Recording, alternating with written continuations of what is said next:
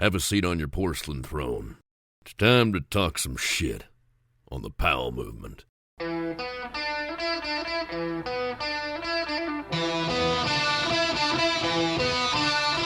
Welcome to the Powell Movement. I'm your host, Mike Powell, and I have one Snowvana ski show date down. And while I didn't surprise myself, I'm always blown away with how good I am as a live event MC. I know it's so cocky of me to say, but that's what I do best in life. I make live events better, and I really don't think there's many people as good or as entertaining as me. God, I sound like such a douchebag talking about how good I am at something, but I am. And if you have a live event and you spend a lot of money on it and you skimp on the MC, well, that means you're not great at your job. And that awesome event you planned, well, having your team manager MC it because he knows people doesn't cut it. Hire a pro, hire the best. That's me, the guy who's not being so humble in this intro. Sorry about that. One thing that was difficult was an interaction that I had at Snowvana. I was chatting it up with an old friend, and midway through, he was like, "How's your wife doing?" And it was so hard to say that she died. And then I welled up with tears, and I told the dude that I couldn't talk to him anymore. I went behind my booth, and I cried for a little bit, and then I got my shit together, and I got back on the mic. But it's crazy how fast my mood can change in just a couple of words, and how I'm learning little by little how to try to manage these emotions. But when you're the guy on the mic, you have to figure the emotion part out. And I will say, when I was stuck on the mic for 24 hours, that's right, they had me on the mic for 24 hours over 3 days, and each hour I was on the mic for about 15 to 20 minutes. But while I was doing that, I didn't think about Ange that much, because I was kind of in the moment. Sure, whenever I was done each night, I thought about the text I would get from Ange after each event, when she was asking me how things would go, and more importantly, how I did. I'd always reply with the words home run. And while that was the end result this time, I cried all the way home, thinking about texting her the words home run after the event. Anyways, that's over. It's on to Portland this weekend, and I'm going to be so busy there. I have the event, and then I'm seeing some old high school friends, old K2 friends, and of course, the Rory Silva will be there. It should be fun, and I'll tell you all about it. I should be telling you how great the Matchstick Productions premiere was, but I skipped it. My kid asked me to get us tickets to the Monday Night Football game against the Texans, and since teenagers don't want to hang with their dads that much, I was like, hell yeah, and we got some nice seats and we watched the Seahawks beat the Texans. That was awesome. But you didn't tune in to listen to stories about family and foosball. You came here for a podcast. And before we get into it, first and foremost, I heard something from a listener that I want to share with you. While I was at Monday Night Football, that listener sent me a text that said, during that Jess Hodder episode that I put out last week, it sounded like I had a lisp. That freaked me out as I don't like having a lisp. So I tried checking out the podcast during the game, but it was a little too loud. So then I listened on my way home, and I will say my S's were strong. But there was no lisp in my opinion. But I could see what he was saying, and I didn't think it was that bad. And the reason for this is that I'm using an AI editing program that saves me about 5 hours a week so I can keep working my 3 jobs of podcasting, emceeing events, and selling stickers and tents. I didn't notice it on this week's episode, but the AI program does drop out a couple of my words and some of my laughing during the podcast. It makes things about 3% worse, and since only one person has mentioned it, I'm thinking we're okay.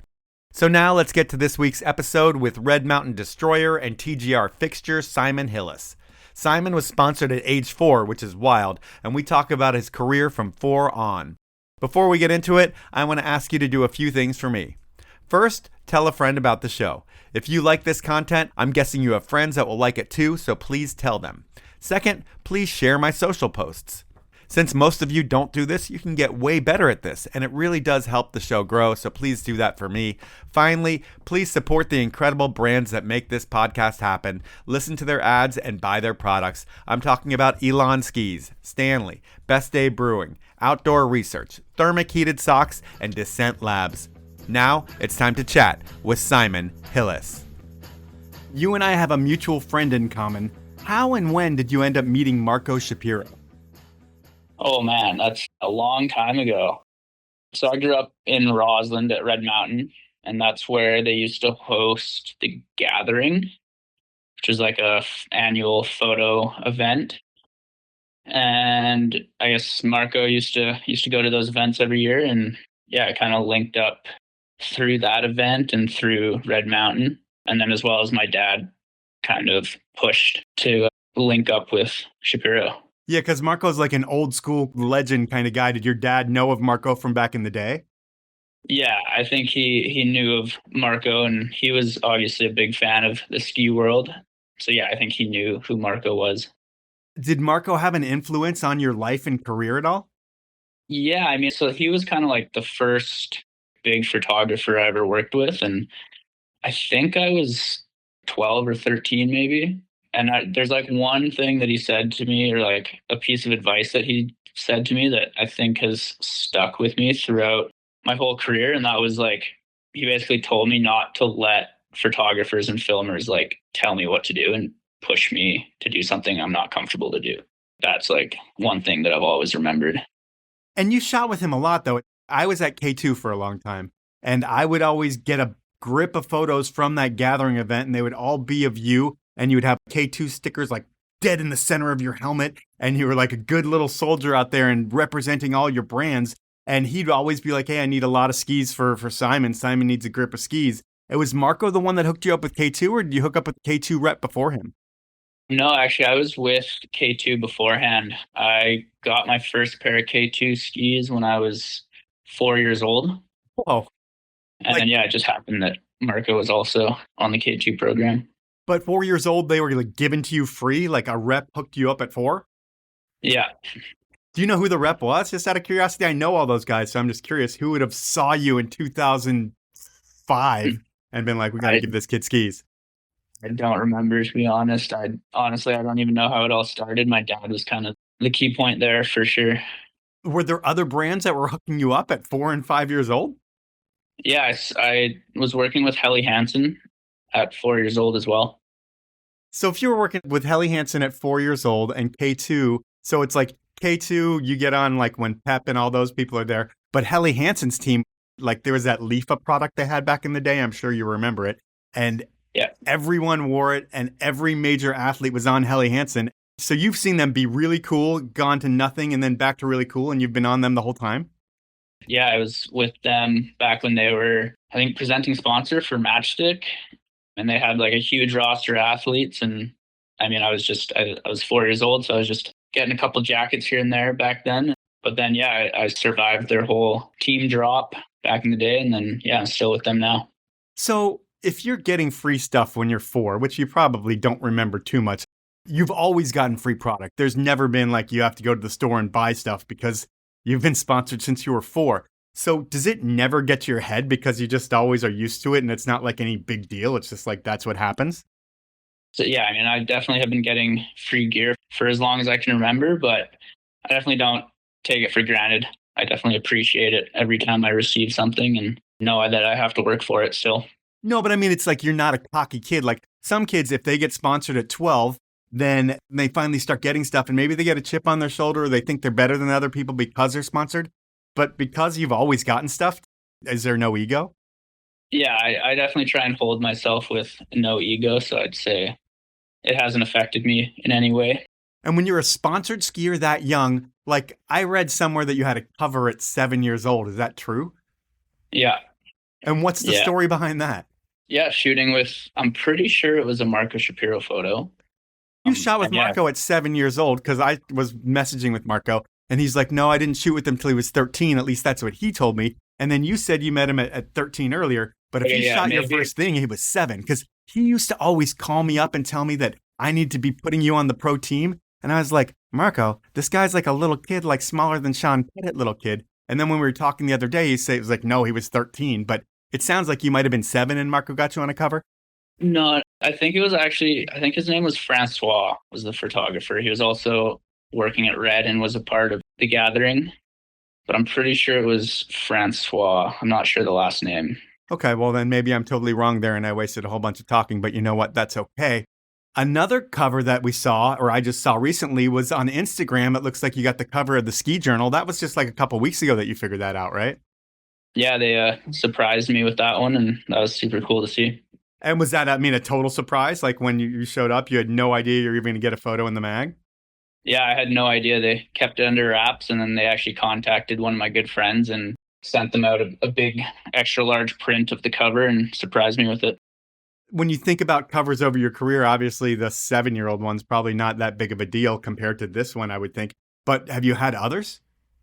I don't think I have had any other covers. I was trying to think of that the other day, actually. And yeah, I don't think I have. I think it's that first one and then Ski Journal this year. And you might have had a catalog cover somewhere, I feel like, but I'm not 100% on that either. Yeah. But yeah, so pretty cool that you got that. And is that something where, is it like a trophy that you're going to put up on your wall and you're stoked, or do you put it in the closet and you don't even care? I mean, I'm sure my mom will put up the cover on the wall somewhere. But yeah, I'm not super sentimental with those things. But from that trip, like not necessarily that photo exactly, but from that trip, I definitely had some photos I'd love to get printed. Where were you on that one? I was at Points North Heli in Cordova, Alaska. Oh, nice. I love those people. Jess Cummings, right? I think It's all, and yeah. Exactly. Jess, Yeah. and I need to get her husband on the podcast, but I haven't done that. But either way, you've been shooting photos and getting published for, almost 20 years, which is absolutely crazy considering how old are you now? 23, 24? Yeah, 23. So you're 23 years old. You've been getting free products for 19 years, which is just stupid. And it doesn't mean you're old. It just means you've been doing it for so long. But the crazy thing is, it's like you weren't born to be a skier. Maybe your dad and mom were skiers, but you were born in Indonesia.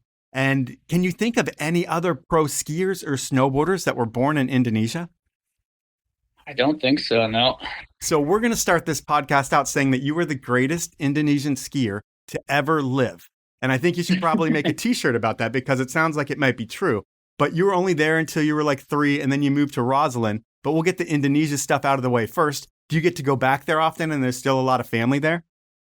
Yeah, so growing up, I was born there and then moved to Canada when I was 3 years old. And then growing up, I'd pretty much go back every summer for like the 2 months that I wasn't in school. And then once COVID hit, I've only been back once since then. But yeah, it's always good to go back and see all the family. Like the majority of my family is still in Bali. And are you a surfer? Because you would think that it might transition over. A lot of skiers surf in the off season. What do you do? I'm actually not much of a surfer. I definitely enjoy surfing, but I got really into scuba diving. Yeah, open water scuba diving every time I go back. So that was kind of my thing. Have you ever scared the shit out of yourself and seen something giant that passes you by? No, but I have scared myself on a night dive one time. I was still super young. I was like maybe 11 or 12 years old and was on a night dive and thought I lost my group. Oh, yeah, that would really, really suck. They make movies about that kind of stuff. Yeah, exactly. And then when you're there, I don't know if he's in Bali or wherever he is, but do you ever see Ahmet Dadali? I haven't actually met him before, but yeah, I know he spends a bunch of time in Bali. Yeah, it seems like he's totally living the life there, like fishing. I mean, he just got married there and it was like an incredible wedding. When you go back and cousins get married, is that kind of how the weddings are? Just like over the top and just incredible? Yeah, the weddings there are pretty insane. I mean, I haven't been to a wedding in Bali, but I've seen all like the photos of my parents' wedding and family's wedding, and yeah, it's pretty over the top and crazy. And is it one of those places that you can go and with your ski money, you're rich when you go to Indonesia? I mean, it used to be better. It's definitely getting quite a bit more expensive now, though. Like, what's a beer cost? Maybe like $3. That's expensive, I guess, or it's more than I thought it was going to be. Anyway, that's where you spend your first 3 years and you go back there and back and forth all the time, it sounds like, but not much after COVID. We'll get to your life now. You moved to Roslyn, BC when you're 3. You're on skis by the time you're 5. And your parents, are they like really good skiers? Are they talented at other sports? Or where does the athletic ability come from? Yeah, my dad was a really good skier and had been skiing pretty much his whole life, I think. And my mom's Indonesian, so she kind of learned to ski at the same time I was learning to ski. Did your dad just go to Indo on a surf trip, meet your mom, and then pretty much bring her back to Canada? Yeah, it's kind of a funny story, actually. He was traveling in Asia and he had a couple friends in Bali, and he actually knew my mom's dad before he met my mom, but he had a couple friends that were dating my mom's sisters, and they were like, hey, there's another sister, you should meet her. And then, yeah, they met. And then he continued to travel for a couple of years and then came back to Bali and got married and had me. And so they have you. They eventually moved to Canada, and it's Roslyn. And I haven't been there. I should have been there. I mean, I've had the opportunity. I haven't gone. But is it a full-on like hippie ski town with lots of Grateful Dead, weed, and powder days are everything for the locals? Yeah. I mean, it's not like over the top hippie, but it's definitely like full outdoors. Like everyone's there to be outside and ski and bike, and like that's the community. Growing up then, is it all mountain sports or is there anything else for you? It's all pretty much all mountain sports. I think I played hockey for like 2 months. Okay. But every kid has to at least try hockey just to see if they have the gift and then they can move on to whatever they want. Yeah, exactly. Okay. And then skiing wise, are you right in town? And how far is town from Red? Yeah, town, it's like a 5-minute drive to the parking lot. And then actually this or last winter, I timed it and it's like 20 minutes from my house to the top of the ski hill. Oh, that's pretty awesome. Yeah. And the ski, I mean, you say the ski hill, but Red's like a pretty serious place, right? Yeah, it's my favorite place to ski. The main mountain, granite, you can ski full 360 all the way around it, and the chair goes right to the top, and it's just straight vert all the way back down to the chair. I know it was like up for sale to community members and you could buy into Red. What's the whole deal with owning a piece of the mountain? And do you own part of it? I don't own part of it, and to be honest, I don't know a ton of the politics behind the own the man or own the mountain, whatever their campaign was. I'm not too sure the politics behind it. Oh, okay. It was just like a revenue generating thing to build stuff or something, or you don't I think so, yeah. Thinking about where you came from, it's not like a place where big park skiers are coming out of, or I wouldn't think so. I don't know any park skiers coming out of Red. So I think it's all more big mountain stuff. But when you're coming up, did like level one or any of the street and park skiing of the time, did they have any influence whatsoever on you? Yeah, I mean, actually, Ahmet's part from Partly Cloudy is like one of my favorite segments. So I definitely like watched all those movies. But yeah, Red doesn't have much of a park at all. It's all just tree skiing and cliffs. Yeah, so you were into watching that stuff. And then when you think about the other stuff you were watching, I'm sure it's like the MSPs and TGRs like everybody else. Who were the people that you looked up to as like, I like their style and what they're doing?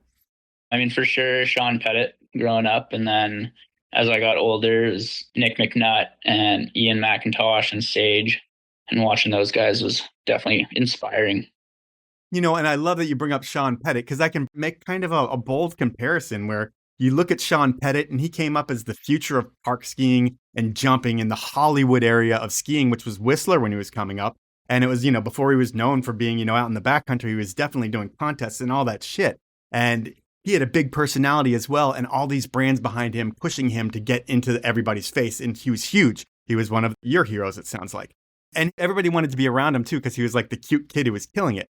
You were kind of the same kid to your whole area, right? Like you were the kid that absolutely slayed it from like 7 or 4 years old on. And you're at Red and you don't have the big contests or the big personalities or the cameras or the brands pushing the marketing machine behind you. But other than that, you were Sean Pettit without the machine behind you. Maybe you don't think about that then, but do you almost look at it now like that? I wouldn't say I've ever looked at it like that, to be honest.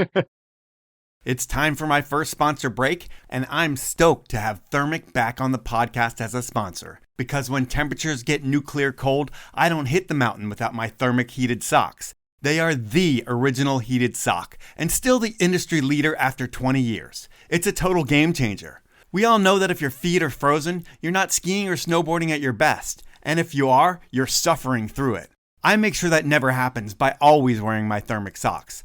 Therm-ic's game-changing smart elastic technology heated socks are our world's first. These SET socks are a high-performance fitting, thin ski sock where the patented heating components have stretch instead of a bulky band and element. So you literally feel like you're wearing your normal favorite pair of performance ski socks. But if heat isn't for you, don't worry. Therm-ic has you covered with socks for winter with their athlete-tested and proven Descent line of socks. This is the #1 recommended sock by boot fitters in North America because for over a decade, Descent has engineered performance socks to eliminate things like chafing or heel blisters in your boots when you're touring or splitboarding. Descent socks have a distinct locked-on fit that never seems to change, no matter what you get up to. At the end of the day, Therm-ic and Descent socks are the go-to socks for the people that know. Drop into your local boot fitter and retailer and you'll see what I mean. Next up, it's outdoor research. And if you're not aware, there isn't an outerwear brand on the market that performs as well as the products that OR has been putting into the marketplace for over 40 years. That's what happens when you test your gear in the soggy, cold, often miserable conditions that the Pacific Northwest delivers on a yearly basis. As we know, days in the mountains are always more fun when you're warm and dry. And that's why people trust OR to deliver time and time again. Plus, the styling of OR's winter products the past few seasons reflect years of working with a team of snow athletes that include the legendary Mark Abma, world champion Troy Podmilsack, and X Games gold medalist Zoe Aitken. So they worked with engineers and designers to create pieces that look as great as they perform. And for me, I'll tell you, on cold days, I live in my men's Snow Crew down jacket. It's hands down the warmest jacket I've ever owned. And then for the standard Northwest days, I rock the Snow Crew jacket and pant. They're sick. One of those fits where if you don't see me ski, I look like a pro. Really, I've been loving OR products since I bought my first OR rain jacket when I moved to Seattle in 2000. I wear their products during every season nowadays. If you want to be warm, dry, and look cool this season, head on over to outdoorresearch.com and check out the new line of gear. My final sponsor this round is Stanley. And sure, you used to know Stanley for keeping your grandpa's coffee hot in that signature green water bottle. Well, they still make that iconic bottle, but Stanley is the talk of the world these days. And while they may have started with the Powell Movement, oh how they have grown. Nowadays, icons like Messi and Caitlin Clark and Post Malone and Olivia Rodrigo are all swearing by their Stanleys. And I've been telling you about how incredible their products are at keeping your drinks hotter and colder than anyone else for over 8 years now. I mean, Stanley invented the category in 1913, and they're constantly innovating to make sure that you have the best. And I know I love having the best. Lately, I've personally been drinking more water than ever thanks to my Stanley Quencher. And when I go to the mountain, I've integrated Stanley food storage devices into my ski routine instead of buying that $20 burger. But I have to say, my all-time favorite Stanley products are their pint glasses, which I've used every day for 8.5 years or so. Like millions of people out there, I love all my Stanley stuff, and I want you to get on the Stanley program too. They give me their best discount code available, so you get 30% off of all your products, and to do that, you head on over to stanley1913.com and you go shopping, buy a ton of stuff because you're going to get 30% off of it when you check out and use the code Powell 2025. So that's all capitals, Powell, no spaces, and then the numbers 2025 2025. That's going to get you 30% off your Stanley products. Those are my sponsors. Now it's time to jump back into the podcast. You know, and just looking at it, there's not many skiers that have gotten free stuff from the time they're 4 years old on, that have covers at 7 years old. And the only other person I can think of in skiing that did that stuff was Sean Pettit. Can you think of anybody else? Yeah, I think you're probably right. Yeah, so it's pretty cool. But I mean, it's the same thing as like Pettit was in a rock star Hollywood place where Red was the hippie place over on the side. Like if you were in that Nintendo park at Whistler, you knew who Sean Pettit was and all the brands were there and they were going to push a kid like that. Yeah. And like Pettit, you've been doing it since you were a pre-Grom. And when you're like that and you're a young kid and you're able to ski all over Red, and Red's got some high consequence shit, I would think. Do you ever find yourself cliffed out as a young kid? Like, holy shit, I got to hike back up? No, I don't think I have ever found myself like fully cliffed out at Red. Okay. Pretty much everything is skiable. I've definitely some cliffs with some tight landings, but pretty much everything's skiable. All right. You ever gotten cliffed out anywhere? Have you ever followed the wrong tracks and you're like, shit, or that doesn't happen? I don't think so, actually. Definitely like had some sketchy billy goating to get out of some zones, but never like full evac. Okay. And so growing up, I think you raced for a couple years. Was racing just not for you? Yeah, I raced from 4 till 6 years or 6 or 7. And then as soon as I was old enough to do the North American junior free ski circuit, I joined that. You started competing like at 7 years old. You're traveling to compete? Yeah. What's that like? I mean, do you have a ton of money and are you guys able to do that pretty easily? Or is that why your dad's always hustling to get you gear because he's a ski bum and he knows he's got to hustle to make it happen? Yeah, he was definitely hustling. We definitely did not grow up with money, and I mean, I've said it before, but if I didn't have sponsors as a kid, I definitely would have been on thrift store gear and not improving and progressing the way I did.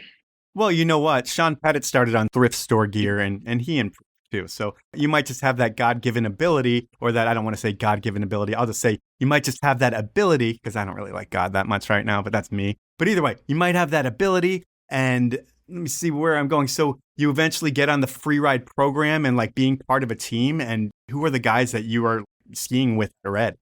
Yeah, so I think my first year free ride skiing at Red Mountain had a team through their snow school, and I joined that. And then the next year, I joined the Red Mountain Ski Academy, which was a private team, not ran through the resort. But the team was for, I think, grade 8 and up. So I was obviously a lot younger than that, and they allowed me to join the team, which was great because I was skiing with older kids, which really helped push me. So yeah, you're skiing with older kids, but then what does school look like too? Do you have a regular school thing, or are you on the mountain a bunch during the week and doing homeschooling? How did your life work? Yeah, I went to regular school for until grade 11. I was just in regular school and taking most Fridays off. And then as I got older and was competing more, it was, yeah, I was missing a lot of school. But you had something. I mean, when you're missing a lot of school for a reason that you're doing well at, that's okay to do. And, thinking about doing well out of your home mountain, you grew up with Dane Tudor, and he pretty much lived at your house when you were a kid or something like that. What's the story there? Yeah, I mean, I think it was before my time, but yeah, him and his mom were renting a house from my dad, or part of our house. I'm not too sure on the full story, but yeah. So did you ever get to I'm sure you saw him on the hill, but were they over at the house ever? And did you get to know him when you were coming up? Or was it more one of the guys that you were in awe of? Like, wow, that's like the best skier on the mountain. Yeah, growing up, it was definitely more of like in awe of Dane, and definitely like met him a few times and saw him skiing at the hill. But yeah, I never like hung out super close when I was a young kid. Would you try to chase him around and stuff like that? Or was it not like that? I doubt it. I was a super shy kid, so probably not.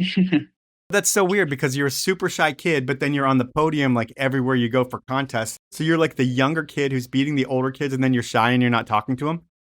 Pretty much. Okay. Well, I mean, that's just how it goes sometimes when you're the younger kid. And then who is your crew? I mean, did you have any guys that were part of your crew that ended up kind of making it in skiing as well? Yeah, so Jonathan Rollins is also from Rossland. Okay. He's a few years older than me. So we weren't like super close when I was a younger kid, but we did a project together when I was 17, 18. We did 2 full seasons together on doing a project and became really close through that. And we'd like hung out and skied obviously beforehand, but yeah, he also is full pro skier now from Roslyn. The project that you did there, was that the pandemic project or right around then? Yeah, it was called Nearly Nowhere. Yeah, and so I guess the project I should talk about, well, I brought up Dane's name. You did do a project with Dane as well, and he's arguably one of the best skiers of his time and one of the most underrated skiers of his time. Do you feel that way, or am I just talking shit? Yeah, I mean, he is definitely one of the best, if not still one of the best skiers, and definitely underrated now. And when you guys did his project, I can't even remember what his project was, but you did a project with him where I think you guys spent a season together skiing pillows and powder, and just seems like you two on the road. What kind of career advice do you get from a guy like Dane who's done it, but he never was able to like shoot up to where he should have been? Do you guys talk about how you can be better and how your career can evolve? Because you were a little bit younger than I feel like. Mm-hmm. Yeah, I think, I mean, I'm sure we talked about something, but I don't have a specific thing that sticks out. But I definitely learned a lot hanging out with him that season. It was kind of my first year in the backcountry filming and first year on a snowmobile in the backcountry. So that was like a huge learning experience for me. And being able to do that with Dane was pretty awesome. Got to learn so much from him. Does he get frustrated with you at all? Because he's like really good on a sled. You're new. What's the dynamic there? Is there frustration? Like, oh man, I shouldn't have brought this kid though, but I did bring this kid because he's like my, from my mountain and we have so much in common. Yeah, I don't think he did. If he did, he held it back or he hit it really well. But okay. I don't think so. Because we were like fully like sleeping in the same tent and together for weeks on end. And yeah, it was a good dynamic. When you're skiing with a guy like that, it's just got to make your skiing so much better. You said you were getting pushed when you were younger, but I would think you just want to raise the level when you were with a guy like Dane too. That's kind of always been a hero. Yeah, it was sweet getting to push myself around Dane, and then also like learning when to be safer in the backcountry is also like something you got to think about. You can't just always be full sending. Yeah, I mean, it's something where there's a lot of risk and you have to be calculated when you take it. and you don't have a long career if you don't. But God, your career's been so long already. Back to it at 11 years old, I think you're ranked #1 in North America going into the North American Freeride Championships or the Under 12 Championships, and you win that. But when you think about the people that you're competing against, because I think this is what's really interesting, who are the people that you're beating when you're younger than them that we would know today? I'm not sure, actually. Like, everyone that I can think of was 1 year age group older, because I'd compete with like Parkin and the Pfeiffers, like Ross Tester, Josh Goldman. Like, I know all those guys through competing, but they were always one age group older than me. Okay. But I think that's like kind of who I'd hang out with or ski with before and after comp runs. I was kind of always just hanging out with older kids. And you're kind of like the laid back and chill and shy, like you said, kid. Are you a competitive person by nature? Did it feel like you had to beat other people, or was it always just you trying to land your run and not worried about everybody else? I mean, like day to day, I'd say I'm not super competitive, but in that competition mindset, I was definitely competitive. And it got to a point where I was like just putting too much pressure on myself and it was becoming overwhelming. And then at that point too, I was getting opportunity to start filming. So I went the film route. Yeah, I mean, it sounds like when you were 12 or 13 years old, you get your first camera. And were you one of those kids who were like filming, editing, and putting stuff on new schoolers and getting feedback that way? Yeah, I mean, like you said before, Roslyn isn't a big place and there isn't a bunch of media out there to push the athletes. So I was kind of took it into my own hands, I guess, and started learning to film. And I mean, we started on just GoPros and weird little rigs. But yeah, I got a camera when I was 12, I think, and then just started making like Instagram and YouTube edits and having fun with it. They were going straight to the internet. Were you not a new schoolers kid? I wasn't, no. Guess because you're kind of younger and it probably passed you by. I don't think the site is as big as it once was. But between learning from Marko, getting all the angles at the gathering and every photographer at that thing, and then learning editing and the cameras that you have when you're younger, you have all the tools to kind of do your own project, which you eventually did. But your first huge opportunity is filming with Warren Miller at 15. And first, how do you find out that you're going to get that opportunity? I think I found out through Helly Hansen. They used to do a segment every year with Warren Miller, and Warren Miller was coming to my hometown. So they gave me the opportunity to tour them around and film a seg. And was it one of those big productions? Because some of the Warren Miller things are really big production and it feels bigger than it was. Was it one of the things where it's like one of the bigger shoots that you do in your career, but it happened so early that it's like, holy shit? Yeah, it was definitely a pretty large production, and not all of it was there for our segment. They were also shooting a ski patrol project for Helly Hansen as well. So it felt like a bigger production than it was. But that was a really cool like first film experience, and getting to shoot with like Chris Patterson and that crew was super cool. Was there a steep learning curve of what you need to do, or were you already pretty well versed in what needs to happen when you're filming? I mean, I think I was lucky on that segment because it was at my home resort and we only did a couple days at a cat ski operation, which I'd also skied at before. So it was kind of like home territory for me. So that it took that element out of it, which I think definitely helped. So that probably makes it easier on the nerves and everything. And when you're filming with Warren Miller, does it feel like you have to prove yourself, or is it more just like you have to stay on your feet? I mean, I don't feel pressure from like the film crew, but like myself, I always want to push it and show my best skiing. Was it mind-blowing that first time seeing yourself on the big screen? Like, holy shit, I finally made it? Yeah, it was definitely pretty cool. I wouldn't say it was like, holy shit, I made it, but it was definitely like a dream come true. Yeah, I mean, what was your first premiere like that? I remember the first big premiere was Seattle, and that was a crazy experience, like just being on stage in front of a couple thousand people with the lights just blinding you. And yeah, that was a pretty crazy experience to be up there at 15. Did you get a poster and did you get to sign that as well? Was it the first time you had that? Yeah, I remember when we were heading to the first premiere, my dad was like, you got to figure out your signature. You're going to have to sign posters. And I like sat there for a couple hours trying to figure out how to do a signature. That's funny. Now, when you do it, because I look at these posters, I mean, in my room, I have so many different posters on the wall, and these things are art. Like, they're going to last on someone's wall for a long time. Do you just write like, be cool, Simon Hillis, or do you think about something and write something cool? I usually, depending on like how big the premiere is and how hectic the poster signing gets, Yep. kind of changes what I write. But usually I'll write like giver, and it's kind of a saying with a couple of my friends from Rossland. Yeah, I think there's probably like 800 crews in Canada that have that saying, giver. Yeah. But whatever, it's like other people being like, yeah, we say send it. Like, oh yeah. Okay, you do. But all right, well, maybe not the most personal, but it speaks to you and your crew. When you think about that, does it ever get old signing autographs, or is it always exciting to like see the stoke in people's faces? Yeah, it's always exciting. I mean, seeing the kids get stoked and coming up and asking for posters is a huge part of why we do it. And honestly, you say it's a huge part of why you do it, but you like to do it because you like to ski powder and travel the world. You're not thinking about signing a poster for a kid when you're about to drop a cliff, I wouldn't. That's true. Yeah.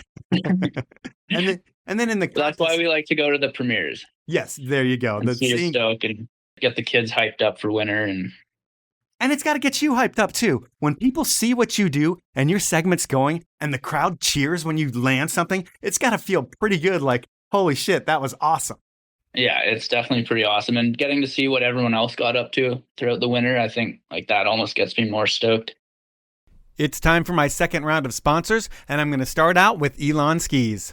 While some of us wish every day was a powder day, that's not reality. And that's where the Wingman and the Wildcat come into play for men and women. Think hard-charging front-side skis that are designed to make you remember how fun carving is. And they're still versatile enough where you won't want to go switch skis if it snows or it gets choppy out there. Like almost every Elan, these are both award-winning skis from reputable sources like Ski Magazine and others. And Wingman and Wildcat aren't only super fun to ski, but they're going to make you a better skier. And while you can find out about Wingman and Wildcat and the Playmaker series and Ripstick over at elanskis.com, the place where the knowledge about Elan skis and really everything in the industry is in your local ski shop. So go to one this fall, smell the wax and the P-Tex, flex the skis, and most importantly, talk to your local shop guy. The guy who's a real skier in there, and he can help you pick out what's best for you. So Elan wants you to support your local ski shop, and you can ask them what the right pair of Elans are for you. My final sponsor this round is Best Day Brewing, and now is the time to think snow. And skiers, snowboarders, weekend warriors, tubers, sledders, snowbikers, snowmobilers, snowshoers, sled doggers, shovel racers, snow angel makers, ice skaters, snowball fighters, igloo builders, you get it. The doers of winter are starting to get ready to shred, and post-shred, it's all about après. And this year, do après the right way. Forget about the calories, forget about the alcohol, forget about not taking more runs on the mountain, forget about getting in trouble on the way home, because with a beer from Best Day Brewing, you don't have to worry about any negative consequences, just incredible flavor. Blind taste tests prove that you won't be able to taste the difference between a Best Day and your favorite beer with alcohol. The only difference you'll notice is how good you'll feel in the morning, and you're going to remember what you did last night, which is almost refreshing as a Best Day itself. To celebrate your best day yet, next time you're at the store, pick up a 6-pack of Best Day. Or you can always buy it on your Alaska Airlines flight, Amazon.com, or head on over to bestdaybrewing.com to get the full assortment of Best Days. Those are my sponsors. Now, let's jump back into the podcast. And so we'll get back to the contest circuit because that's really where you're killing it as well. I mean, you do that Warren Miller thing, but the Red Mountain contest, I think you win that like 6 or 7 times in a row. And everybody's starting to expect you to win like every free ride contest that you enter. And between that Warren Miller thing, like you had mentioned, and all the pressure on you, that's really what happened was like you just were sick of having to perform and you realized that filming is way more fun. Yeah, I mean, I got that opportunity to film with Warren Miller. And then I think it was the next year I got that opportunity to film with Dane. And that project with Dane was like a full season, like all year on the road, basically. And so I kind of took a bit of a step back from compete. Actually, the year before was the plan to be the last season of competing. And then I actually qualified for Junior World Championship for that next year. So then I did a couple comps and World Championship on that year. Yeah, that was like 2019. I think you got 4th at World Championships, and that's kind of the last thing. But before that, the one contest that we really should talk about, because it's probably one of the best contests that you were a part of, but it's a whole internet deal into a real contest, is the whole Quicksilver thing. And it was like, what was that contest? Yeah, so it was like an Instagram. Well, you qualified through Instagram. You'd post clips and do the hashtags, and then they'd choose the 5 athletes to go to their location and compete for $10,000. So that's pretty sick. So you upload some clips, and I would say it's a popularity contest, but really it's not, because it's not like your social following is like huge and ridiculous. So it's really like people who like what you were doing are really voting you through. And you end up going, and is it a week of skiing with Sammy and like 4 other dudes in Whistler? Yeah, so I actually got in it twice, and both times I had some unlucky skiing. But yeah, I got, the first one was Whistler, and that was actually, I think, my first time to Whistler. And then, yeah, I got to meet Sammy, which is awesome. And then, yeah, we got to ski all week. And I think day 2, I actually cracked my sternum Oh, and tore some chest muscles. But I just pushed through it and like was on painkillers for the rest of the trip. But yeah, I couldn't really ski very well. So that didn't end up going too well. and then you did it again, you said? Yeah, I qualified again a couple years later and got to go to Chamonix, Oh, sick. which was sweet. That was my first time skiing in Chamonix. And again, I got injured day 1 this time and hit this like huge straight line with a mandatory arrow to the bottom and stomped the line. And then coming out the bottom going like mock chicken, I just hit some traverse tracks and tomahawked and broke my collarbone and blew my shoulder and my arm, actually. So I would think that if you were to go a third time, maybe you'd be chill on the first couple of days to try to make it to day 5. Yeah, no kidding, eh? Yeah, but you got to do what you do. Your crew just gives her, and it sounds like that's what you did there. So you got a lot of stuff going on, and your career's got a lot of momentum behind it. And then the pandemic hits, and then instead of doing nothing, we said that you put together your own series. And was that frowned upon that you were going out and putting together content, or was it okay in Canada? It definitely wasn't frowned upon like in our area. Our like lockdowns didn't get very strict, which was sweet. And we like kept it within our crew. It was just the 3 of us traveling around in the truck, and it was like all within BC. So I think it was all good, but yeah, we didn't get any lashback on it. So Good. And I would think that during that time, I mean, you were putting together content, but a lot of pro skiers were probably faced with the uncertainty of like, when this thing is over, what are we going to do? Because no one knew if movie projects were going to happen or what was going to happen, what sponsors were going to do. And you come out of the pandemic with arguably the biggest season of your career. How did you line up both Warren Miller and TGR in the same year? honestly, I don't know. I was like, we did one season of that nearly nowhere. And then the next year, COVID had slightly lightened up, and I got the invite for Warren Miller again. I was super stoked and went and did that segment. And then while I was out shooting for Nearly Nowhere, I got the call saying that they needed another athlete for TGR and that my name had come up. And the trip was actually in the cusp, so like just in my backyard. And yeah, so I got to go do that as well. Did you stay at the Rotor Lodge in the cusp? We might have done one night in that motel, actually. It was a trip with like 11 experience. Oh, okay. So it would be at least- much nicer than that. Yeah. Yeah. Those are like my cat trip trips. Did you ever go to the Rotor Lodge that K2 did up with like all different K2 stuff? I don't know if I've been there. You would know because you're a K2 athlete. Yeah. And, I don't think I've been there. Yeah. It was a part of a CMH deal a long time ago. And like they gave us pretty much a motel to decorate. And we decorated all the rooms in the lobby and stuff and whatever. But you get in with both film companies, and I would think both really have different personalities. I mean, TGR is like as hardcore as it gets, and Warren Miller is more McCall Hall. We're going to tell everybody about skiing. But behind the scenes, everybody's a skier. What's the difference in personality between working with TGR and Warren Miller?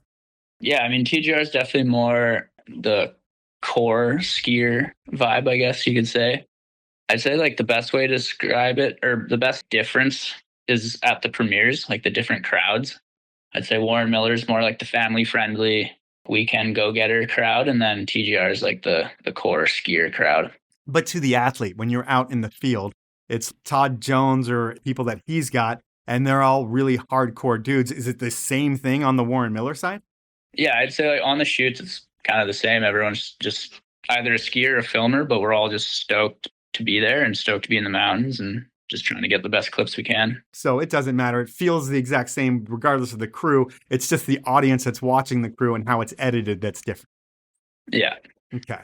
And then when you think about the tours, while the TGR tour, I'm sure, is probably more fun for what like you like to do, I mean, are those Warren Miller tours just above and beyond anything that you've ever experienced before? Yeah, I haven't done a ton of the Warren Miller shows, but they're definitely a different vibe. I mean, the shows I've been to are usually quite a bit bigger, which obviously makes it super fun to just have that much more energy in a theater. Okay. And then I would say one thing that TGR does differently than Warren Miller is they do stuff with their athletes. They have like their athlete camps and different things before the season. Do you get invited to those as well? Yeah, I actually haven't made it to an IPRW yet, but I'm hoping to go this year. And that, whatever that is where they bring everybody together preseason and it's like safety, party, and everything all in one. Yeah. And that's one of those things I would think you'd want to be at because it's like all the legends of skiing and you're part of that crew now. It's like a tough invite to get, but you get it, right? Yeah, I do. It's just, I find it difficult to allocate that budget that early in the season. Oh, you mean just to go on a party trip? Or it's not really a party trip because there's definitely learning and workshops and everything, but just to go on a trip where you could probably learn stuff at home if you needed to?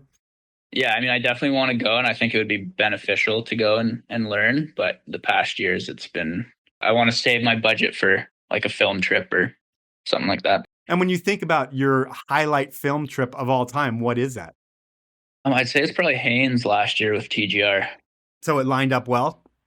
Yeah, it was pretty incredible. We showed up and it had just snowed and it went blue like basically as soon as we showed up and stayed blue for a whole month. And the snow somehow stayed pretty good throughout the whole trip. And it was, pretty incredible. It's a dream come true. So it's like not many down days at all? No, like we were taking down days on full bluebird.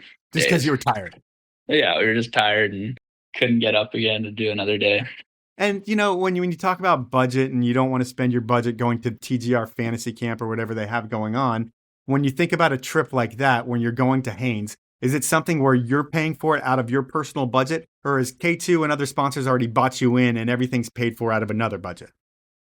Yeah, it's like my sponsors are supporting me to do these projects. But I mean, like, do you get a number in the beginning of the year of like, hey, this is what your travel budget is, and you've got to save this much money for Haynes if you're going to go up for a month? Or is that already allocated in another line? Yeah, I have like an amount of money in my contract for travel. And then TGR is, for me, it's like kind of on top of that. Okay, good. So, I mean, what do you think, 3 weeks of Alaska time costs? I mean, is that for one person, like a $25,000 deal? It's a lot of money. We were lucky enough on that trip to have the helicopter operation sponsoring the trip. So majority of our heli hours were actually covered, which was the only way I was going to be able to afford that. Yeah, because I mean, those things are just ridiculously expensive whenever you're going up in the air. And I don't know how it works when you're on the pro level, but people prepay for stuff. And if the weather doesn't work out, well, sorry, you've prepaid for it and you're kind of screwed, right? Yeah, especially Alaska. It's a gamble for sure. But when it all lines up, it's 100% worth it. And when you think of your all-time crews, when you go on a trip, a TGR trip, like what's the dream crew for you? TGR wise, it'd be Parkin Costain, Kai, and then maybe like Sage or Ian, and go back to Alaska with that crew. Yeah, that sounds like a pretty sick thing. And, thinking of like badass skiers, we talked about Dane and how incredible he is. But when you think about it, you've seen so many people ski in person. And if you had to think about your top three, and I know it's really hard to say, who are your favorite skiers to watch in person where you're like, holy shit, man, it is incredible what they're doing? In person, I'd say, yeah, definitely like Dane, McNutt, and then Parkin, maybe. Okay. Like those three they're all just like so smooth and controlled. It's pretty crazy to watch. And have you gotten to ski with all of your heroes? Have you kind of been able to tick them off the list and been able to ski with a lot of them? Do people come through red and look to you? Yeah, I've definitely gotten to ski with a lot of my childhood heroes. Definitely a few that I haven't gotten a chance to ski with, but. Who are the people that you haven't gotten a chance to ski with that you want to? And where are the places that you still need to go where you're going to be like satisfied when you're done? I'd like to meet Richard Perman and ski with him. He was another one that I loved to watch growing up. And then I'd love to go to Norway, do a sailboat trip. Helly Hansen should be all over that for you. I mean, I think you just need to tell them that that's what you want to do. They're all about water as well, right? Yeah, we're trying. I would say you have like a limited window, but you don't, because while you've been doing it for so long at 23, we've seen, like the Cody Townsends of the world, he's like 60. So you can do this for a long, long time. And it's pretty incredible. So you've got a lot more time ahead of you. But in thinking about it, it's like you're a pro skier and your sponsors are what? K2, Helly Hansen, Oakley. Is there anybody else that pays you? It's just K2 and Helly Hansen right now. Oh, what happened to Oakley? I just had like a handshake agreement with them for a while, and then I signed with Sweet Protection a couple years ago, and now I'm on the market. Okay. On the market, needs a headwear sponsor and goggle sponsor. And a ski sponsor. Oh, you're not on K2? No. Oh, man. Okay. So you need a lot of sponsors. I was going to ask you, in terms of being a pro skier, are you able to make $50,000 a year or whatever in loonies or toonies? But right now you just have Helly Hansen, right? Yeah. So you need some sponsors to be able to keep this thing going. What's the plan? I'm working with an agent right now. I've had an agent for a couple years now, and we're working to figure out some contracts for this winter. But yeah, the industry is in a tough place. Yeah. Well, I'm sorry to hear that. I know you were on K2 for a long, long time, it seemed like. Was there ever a time where you didn't have to work and you could just focus on skiing? I mean, COVID, I was still young enough that didn't have very many bills. And actually, I still work during COVID, though. In the summer, I film behind the camera a little bit, quite a bit of that during COVID. So what do you do behind the camera? I mean, are you doing other sports in the summer? Yeah, I like mountain biking, and I was doing mountain bike commercials during COVID when that industry was also doing well. Is that something that you're still doing? Like when you were done skiing or when you need to have a full-time job, is that where it's going to be in the media aspect of one of these sports? Yeah, I'm definitely keeping that open as another door. But right now I'm in full focus on skiing. And right now you're like in the middle of a movie tour, right? Yeah, I actually have a TGR premiere tonight. Where are you? In Whistler. Oh, nice. So this should be it's what, Thursday night in Whistler? Is it a 2-night premiere too, or just one? It's 2 shows, 1 night. Okay. And so tonight's going to be a huge night, huh? Yeah. What's the plan? You're going to go to Sushi Village early and then get a bunch of drinks, then go check the early show. What you got going on? I got to go run some errands before the early show, and then going for dinner with my girlfriend between the 2 shows, and then late show. And then we'll see what happens after that.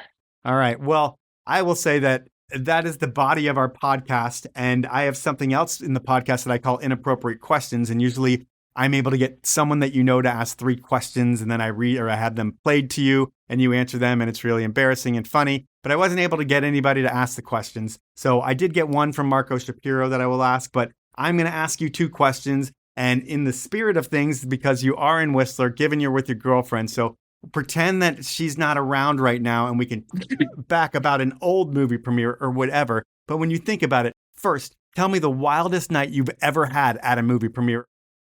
The wildest night at a movie premiere. I mean, do you drink beer? Yeah, I drink a little bit, but for a while there, I was underage at a lot of the premieres in the U.S. That doesn't matter. If there's a will, there's a way, man.